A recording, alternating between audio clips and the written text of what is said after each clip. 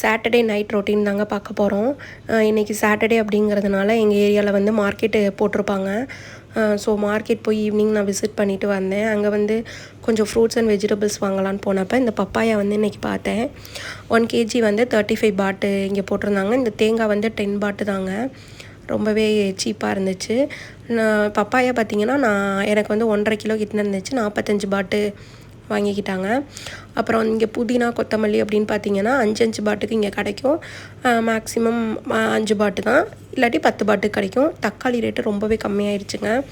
இது வந்து நாளைக்கு சண்டே அப்படிங்கிறதுனால சிக்கன் எடுத்து வச்சுருக்கேன். கொஞ்சம் மேரினேட் பண்ணி வச்சுட்டா நாளைக்கு லஞ்சுக்கு ப்ரிப்பேர் பண்ணிக்கலாம் அப்படின்னு.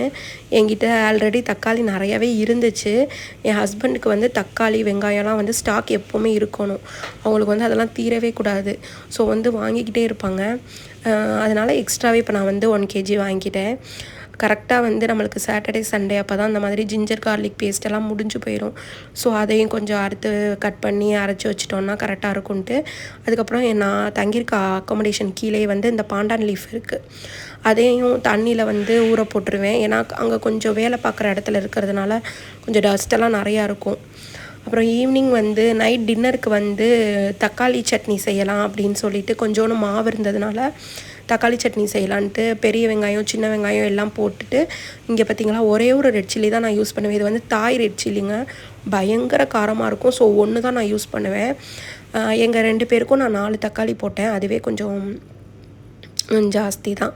அதுக்கப்புறம் கொஞ்சம் உப்பு போட்டு நல்லா சாஃப்ட் ஆகிற வரையும் நல்லா வதக்கிட்டு, அதுக்கப்புறம் தேவையான அளவு மல்லித்தழை புதினா போட்டு அவ்வளோதான். அதுக்கப்புறம் ஆறுனதுக்கப்புறம் அரைச்சிடணும். அவ்வளோதான், தக்காளி சட்னி ரெடி ஆயிடுச்சு.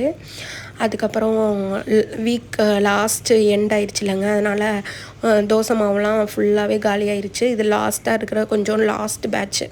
ஸோ அதை வந்து நம்ம தோசை ஊற்றிடலாம் அப்படின்னு சொல்லி ஊற்றிட்டுருக்கேன்.